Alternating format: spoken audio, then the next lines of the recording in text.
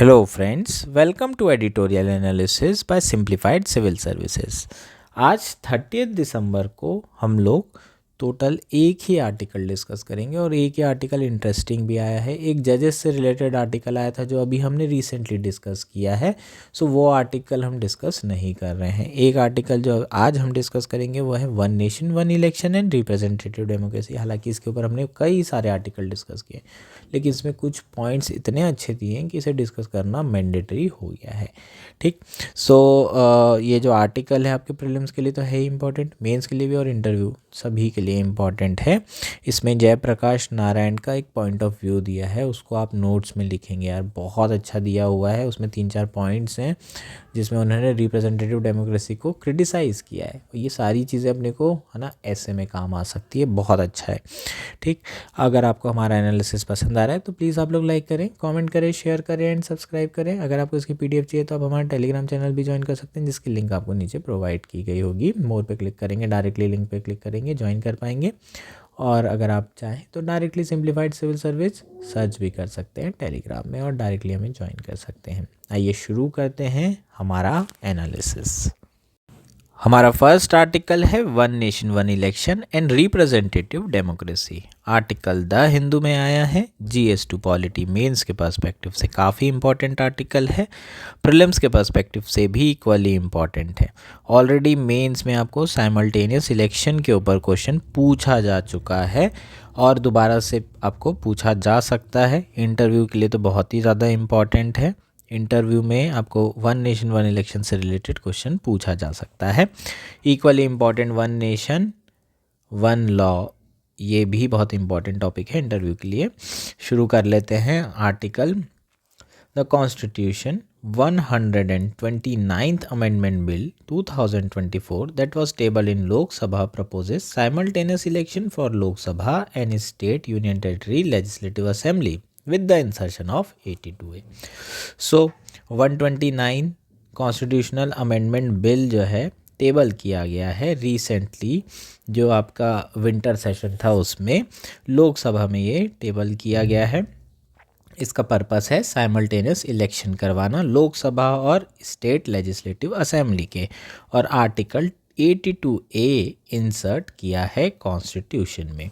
This ambitious reform seeks to synchronize election, fix the tenure of Lok Sabha and simultaneously align the election to the state assembly. So overall अगर इस reform का objective देखें तो जितने भी elections हैं उसे सिंक्रोनाइज करना है। जितने भी का मतलब जितने स्टेट्स में लेजिस्लेटिव असेंबली इलेक्शन हो रहे हैं, यूनियन टेरिटरी जहाँ पर ऑलरेडी लेजिस्लेटिव असेंबली है, फॉर एग्जांपल दिल्ली, पुडुचेरी, यहाँ पर। इसके अलावा और यूनियन टेरिटरी कहाँ पर है? जम्मू एंड कश्मीर, जहाँ भी रिसेंटली इलेक्शन हुए हैं। सो जितनी भी यूनियन टेरिटरीज़ हैं जहाँ पर लेजिस्लेटिव असेंबली एग्जिस्ट करती है, और जितने स्टेट्स हैं लेजिस्लेटिव असेंबली तो सभी स्टेट्स में है, प्लस केंद्र सरकार के इलेक्शन मतलब लोकसभा के इलेक्शन। गलती से राज्यसभा के इलेक्शन सही मार्क मत कर दीजिएगा, इस तरह का क्वेश्चन आपको फंसाया जा सकता है जिसमें राज्यसभा और लोकसभा दोनों लिख दिया जाएगा स्टेटमेंट में। वहाँ पर ये ध्यान रखना है कि राज्यसभा के इलेक्शन नहीं होंगे, क्योंकि राज्यसभा के इलेक्शन डायरेक्ट इलेक्शन होते ही नहीं हैं। सो ये सारे इलेक्शन को सिंक्रोनाइज करने के पर्पस से ये कॉन्स्टिट्यूशन अमेंडमेंट बिल पेश किया गया था। इफ़ द लोकसभा और state assembly is dissolve before its 5-year term, the mid term election will only cover the remainder of the original tenure. अगर लोकसभा या फिर स्टेट असेंबली बीच में ही डिसॉल्व हो जाती है, 5 साल कंप्लीट होने के पहले ही अगर उसे डिसॉल्व करना पड़ता है किसी भी रीज़न से, तो जो भी इलेक्शंस होंगे वो सिर्फ बचे हुए टेन्योर के लिए होंगे। इस तरह का प्रोविज़न पंचायती राज इलेक्शंस में भी है। PRI इंस्टीट्यूशन में भी जब इलेक्शन करते हैं तो उसमें यही कहा गया है कि अगर 2.5 साल 3 साल में अगर पंचायत को डिसॉल्व कर दिया जाता है तो फिर जो इलेक्शन होंगे वो बचे हुए टेन्योर के लिए भी होंगे। सो ये भी आपको प्रीलिम्स में इस तरह की चीज़ें पूछी जा सकती है। The bill also amends Article 82, 172, 327 with the changes effective from an appointment date post 2029 general election, thereby initiating simultaneous election in 2034. So bill ने 83, 172 एंड 327 आर्टिकल्स में भी अमेंडमेंट किए हैं, और साथ में लिखा है कि भाई जो अपॉइंटमेंट डेट है वो पोस्ट 2029 जनरल इलेक्शंस है। इसका मतलब 2034 के इलेक्शन के साथ ही सिंक्रोनाइज किया जाएगा सारे स्टेट असेंबली के इलेक्शन को 2034 में जो लोकसभा इलेक्शन होंगे। A second bill, the union territory law amendment bill align the tenure of union territory legislative assembly with Lok Sabha and state assembly. So ये दो बिल पेश किए गए हैं, एक स्टेट के लिए एक यूनियन टेरिटरी के लिए, तो वो सिंपल है। While the proposal seeks administrative efficiency and reduce election fatigue, critical question arise: has the one nation one election process been truly inclusive and representative? So basically इसका जो मेन पर्पस है वो ये है कि भाई इलेक्शन फैटिक ख़त्म करना है, एडमिनिस्ट्रेटिव एफिशिएंसी बढ़ाना है। हमेशा इलेक्शन मोड में रहता है देश, इलेक्शन फेस्टिवल की तरह सेलिब्रेट करते हैं, हमेशा न्यूज़ में यही आता रहता है, ओपिनियन पोल, एग्जिट पोल, और पूरे टाइम जो इम्पॉर्टेंट मुद्दे होते हैं उस पर चर्चा नहीं हो पाती है।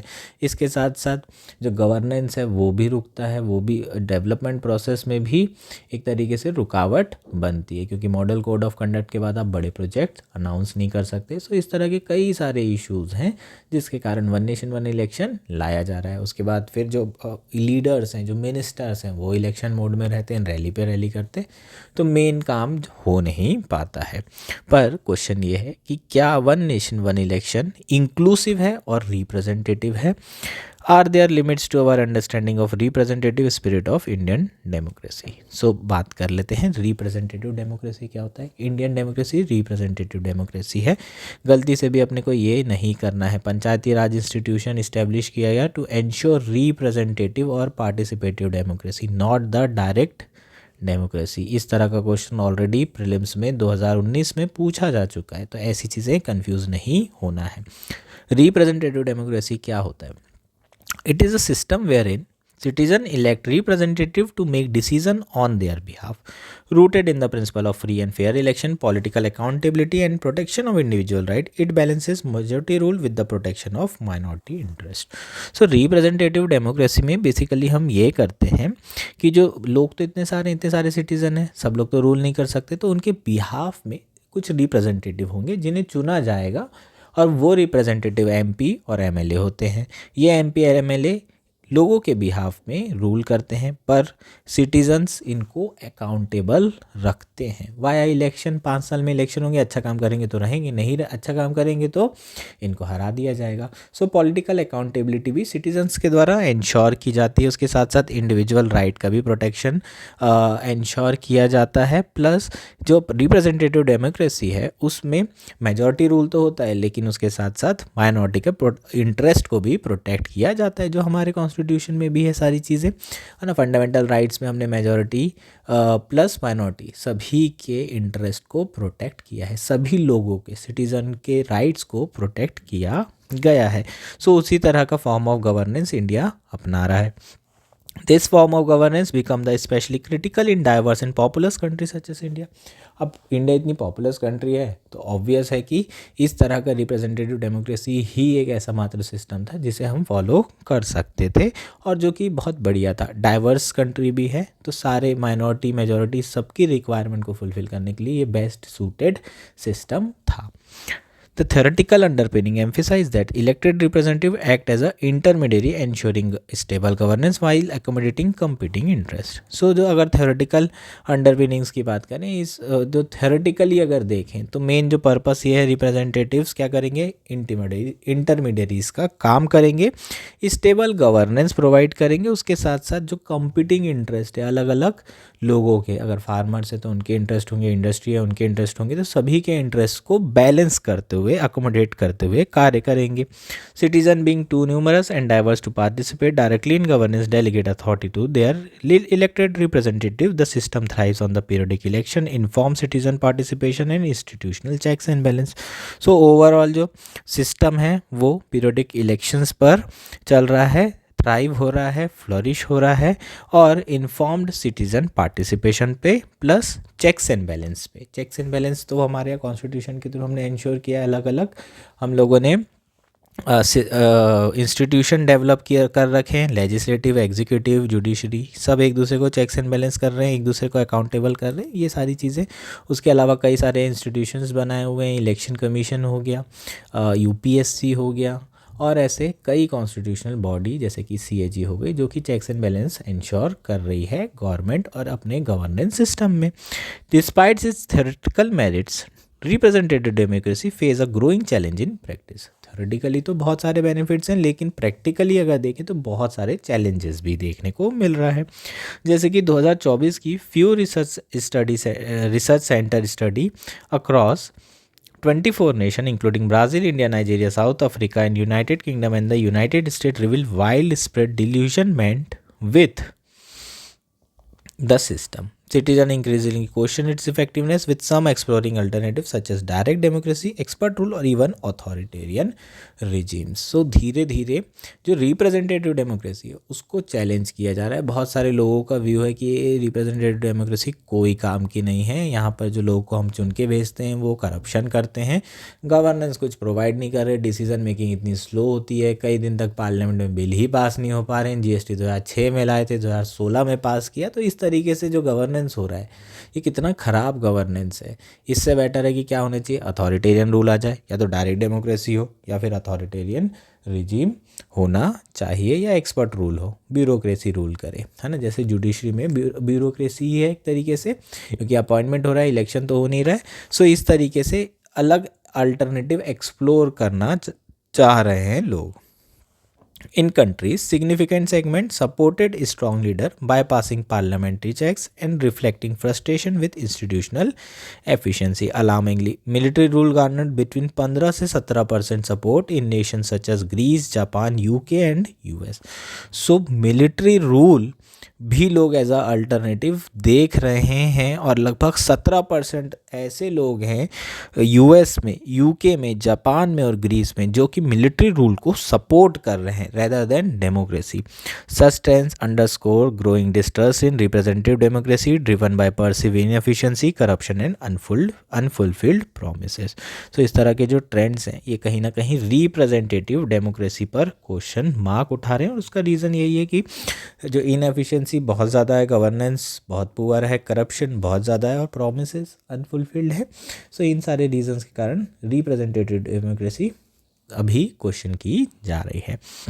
In India debates about the representative democracy are not new. ऐसा नहीं है कि ये जब डेमोक्रेसी लाया जा रहा था तो इसके बारे में सोचा नहीं गया, इसके बारे में डिबेट नहीं हुई, हमेशा से इस पर डिबेट की जा चुकी है। इवन जयप्रकाश नारायण ने अपना एक वर्क में a plea for reconstruction of Indian polity 1959 offered a deep critique of parliamentary democracy. So उन्होंने एक अपना जो काम किया था अपने वर्क में, रिप्रेजेंटेटिव और पार्लियामेंट्री डेमोक्रेसी को बहुत ज़्यादा क्रिटिसाइज किया गया था। JP argued that the reliance on individual voting create a atomized society where fragmented partisan politics overshadow the collective national interest।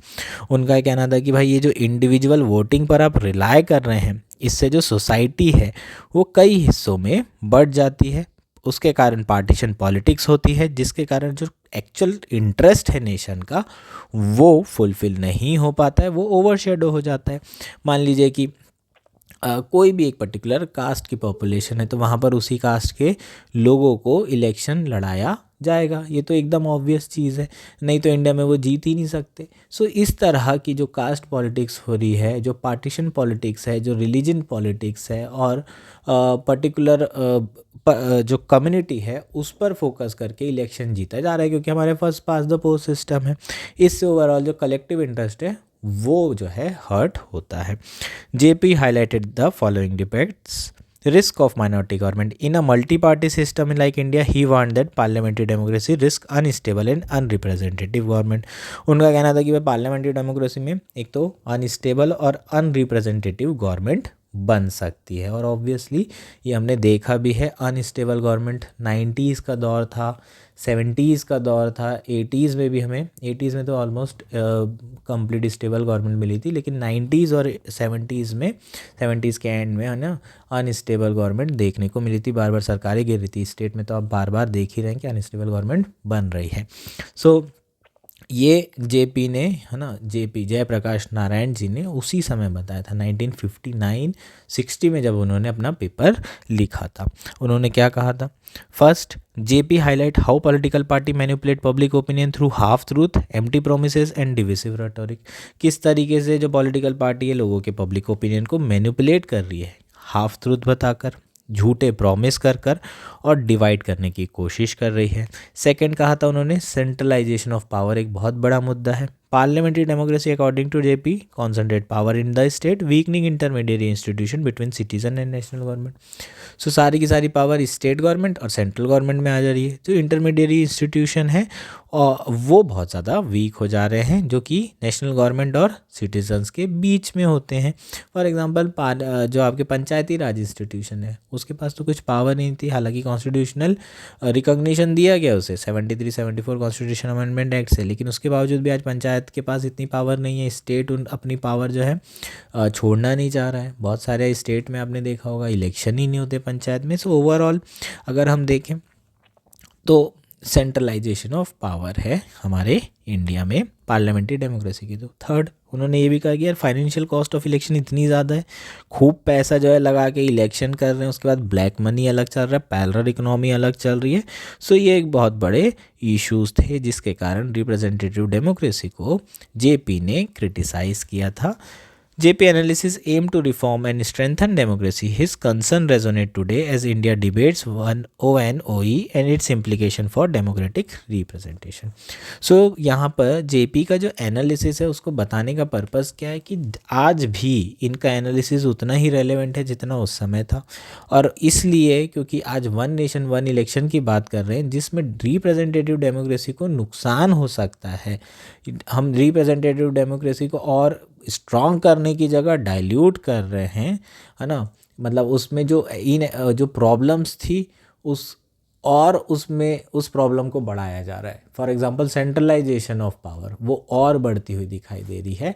सो यहाँ पर जो जेपी के रिप्रेजेंटेटिव के जो क्रिटिक थे उसके पॉइंट्स बहुत ज़्यादा रेलेवेंट हो जाते हैं। For a reform as significant as ONOE, an inclusive and representative process is crucial. In representative democracy, public opinion shapes policy, holding government accountable to citizen aspiration and concerns. To achieve this, pre-legislative consultation become indispensable, enabling policymakers to gather diverse views, address challenges, and enhance transparency. So, representative democracy में public जो opinion होता है वो policy shape करता है, government को accountable जो है सिटीजन्स करते हैं, और उस लोगों के जो कंसर्न है उसको भी ध्यान में रखते हुए सरकार को काम करना होता है। इन सब के लिए प्री लेजिस्लेटिव कंसल्टेशन इंडिस्पेंसिबल है। प्री लेजिस्लेटिव कंसल्ट मतलब आप लॉ बनाने के पहले सिटीजन से क्या करेंगे, कंसल्ट करेंगे।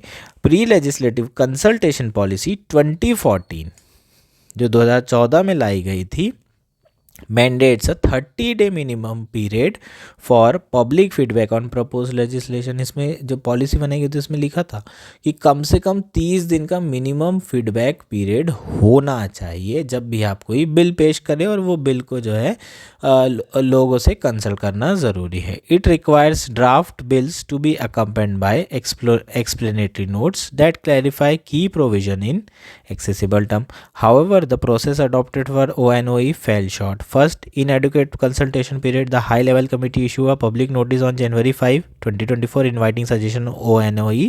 Citizens were given just 10 days until January 15 to respond and undermining the spirit of 2014 policy. तो 30 दिन का मिनिमम पीरियड है, लेकिन ONOE में केवल 10 दिन दिए गए। सो कहीं ना कहीं जो पॉलिसी है 2014 वाली उसको अंडरमाइन करने की कोशिश की गई। दूसरा, जो एक्सप्लेनेटरी मटेरियल है वो प्रॉपर दिया नहीं गया।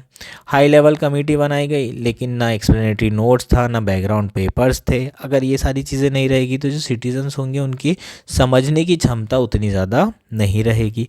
थर्ड, कि एक हाई लेवल कमेटी ज़रूर बनाई गई पर उनका जो मेन फोकस था वो किस पे था कि भाई ONOE को कैसे आप सपोर्ट करें, उसके लिए ही उन्होंने आर्गूमेंट लिया था।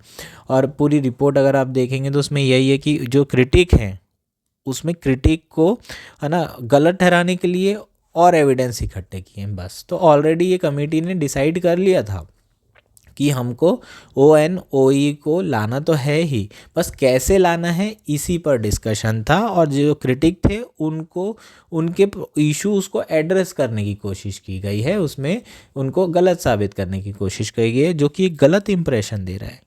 ऐसा होने की जगह एक कमेटी बनानी चाहिए थी कि फिजिबल है या नहीं है, और सब नई चीज़ें करनी चाहिए थी। Such procedural lapses risk alienating citizen and stakeholder, undermining trust in reform process.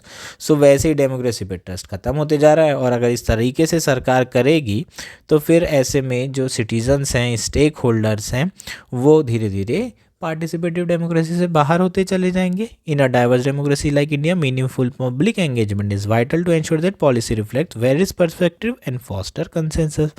India जैसी डाइवर्स डेमोक्रेसी में पब्लिक एंगेजमेंट वाइटल है, बहुत आवश्यक है, और इसलिए आवश्यक है ताकि कंसेंसस बनाया जा सके और अलग अलग लोगों के व्यूज़ को रिफ्लेक्ट किया जा सके, उनके पर्सपेक्टिव को समझा जा सके।